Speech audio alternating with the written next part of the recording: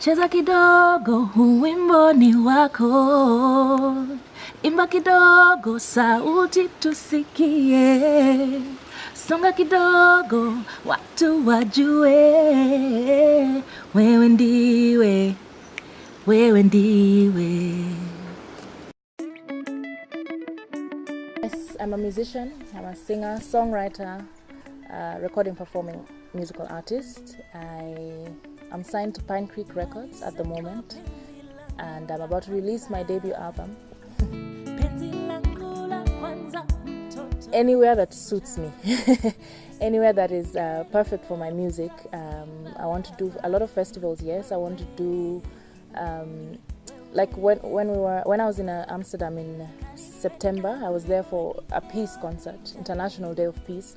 So I like to be involved in such initiatives because, as you would remember, it was the same day. September 21st is International Day of Peace, and it was the same day of the Westgate attack a year before then. And so it was very powerful for us Kenyans. There were 7 Kenyans there, and among them Emi Koske and Susanna Owio, and it was very, very powerful. So to always be attached to a cause that is close to the world and close to your own heart, yeah, so I want to be involved in more of those as well.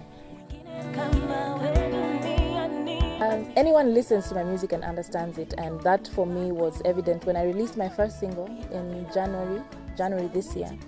I expected it to just be a song that would capture just the people who are generally used to listening to my music, but a lot of people from everywhere, all over the country, all over East Africa, different ages, maybe 5 years younger than me and 20 years older than me. And I just turned, is it fine to say my age? Really? I just panic. I like to keep some things a mystery. Like, I'll speak about everything else in my music, but yeah. I'm in my early 20s. Let me just keep it like that. Susanna Owio. Emi Koske. This in Kenya I've performed with a lot of artists. Antonio So, I performed with Eric Wainaina, Kanji Mbogwa. I have performed with Emmanuel Jal from South Sudan, Roel van Velsen from Holland. I performed with Neeman Talel back from here. Giuliani, I've performed with Giuliani. Yes, just to name a number of them. It's been an interest of mine for the last 2 years to want to meet and work with Boys to Men. Just like they're so timeless and their voices are. I think that it gets better every time, and yet even when we first heard them, growing up, they were still so phenomenal, and they still are. So for me, I think I'd have I could die after that.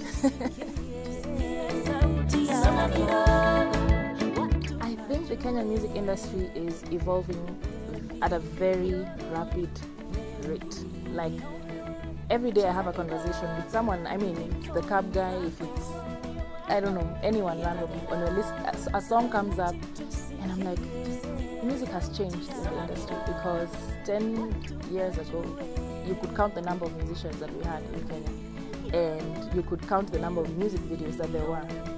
And now we're at a place where musicians are popping up every single day, and we're at a point where your music doesn't really get out as much if you don't have a music video. So things are happening very, very fast, and it's very different. Yes, it's very competitive because, as I say, people are coming up every single day. I make a living out of singing. Everything I've had to pay for or do for the last, say, three years, because I've been in the industry since, like I say, 2008, 2009 is when I started realizing this is what I want to do, and I went to get training for like extra vocal training and learning how to play the guitar, and since then I started taking that journey seriously. And so I started off as a background vocalist, and it would pay, and then of course, because life is about moving from one level to another, if you're stuck then you're just not doing anything. And so different gigs would come, different opportunities, different levels. of stuff to do, and it did pay. But I mean, I was still very young. I mean, I still am very young. And I was still at home and stuff like that. But when I moved out of home and for a while, and I was paying my own rent through my music, and I still get by through my music.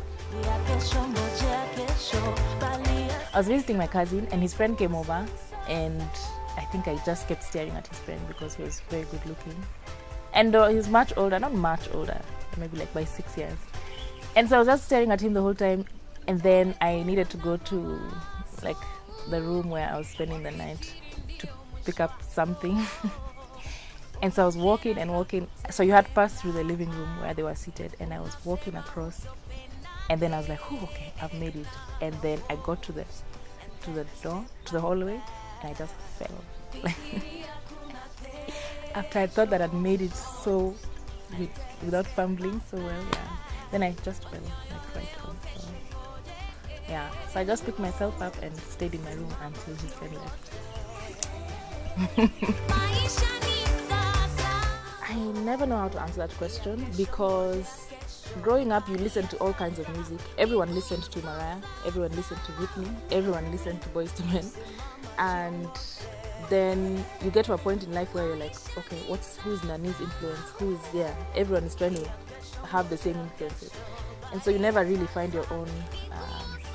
So for me, and that also limited me. The reason why I don't have an answer to that question is because when I had people I looked up to, I would try and write like them. I would try and sound like them. I would try and limit myself. And it really blocked me. And that's a huge reason as to why after I got into the industry through working with Giuliani on two of the projects that he worked on, Rauka, Ama Hatuta Survive, and Bahasha Ya Ocampo. That's why there was a time when I really didn't know what it was that I wanted, because I was like, okay, what's everyone listening to? What's everyone wanting? I was never really able to find my own identity. There's a lot of Afro influences in my music, because I'm an African girl, man. If I want to listen to Beyonce, I'm going to buy a Beyonce CD. I'm not going to start singing like her. Yeah, so everything I do is Afro. It has a lot of Afro base to it. I try and avoid using the word Afrofusion, because what people understand by Afrofusion is benga and rumba and the African sounds, which is not what it is. Afrofusion is the fusion of Afro sound and an African sound and anything else rather.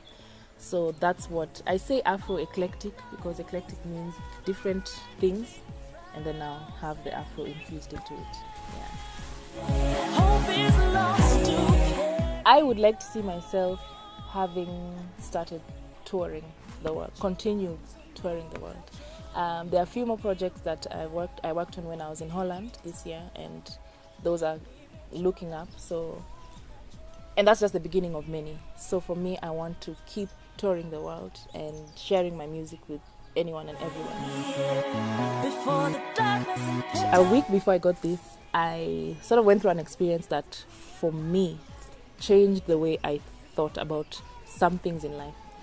And it caused me so much pain that I could feel it physically.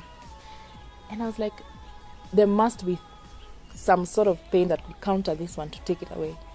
And that was another reason why I sort of condemned tattoos. I'm like, why would you put yourself through so much pain just to get a mark on your skin? What? Are you normal?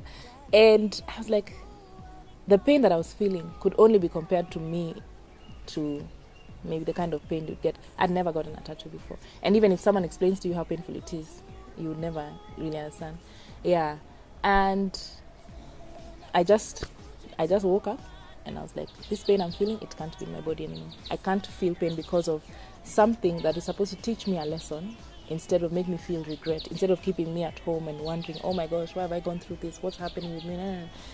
So I woke up, went to a tattoo parlor, and I said, when this thing is done, once it's in my skin, it's going to be a lesson I learned, and I'm going to move on. And that's why it has a full stop at the end here. Creatives Garage is an amazing initiative, because I like the fact that it brings together creatives in general. I mean, there have been a lot of spaces like that where maybe musicians and rappers come together, or maybe but this encompasses every single creative. And there's not a lot of spaces for networking. A lot of times it's just, what do you have to offer? What do you have to offer? And then you, by mistake, exchange a business card or stuff like that.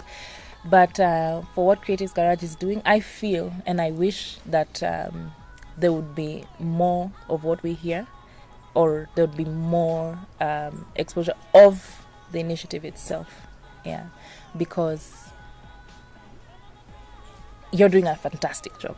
And just the fact that you've made such a small thing as this possible, there's such a huge drive. And I'm very excited to get myself involved more with this and with more artists and with everything that you're doing. So keep on keeping on. I love it. I love it. I love it.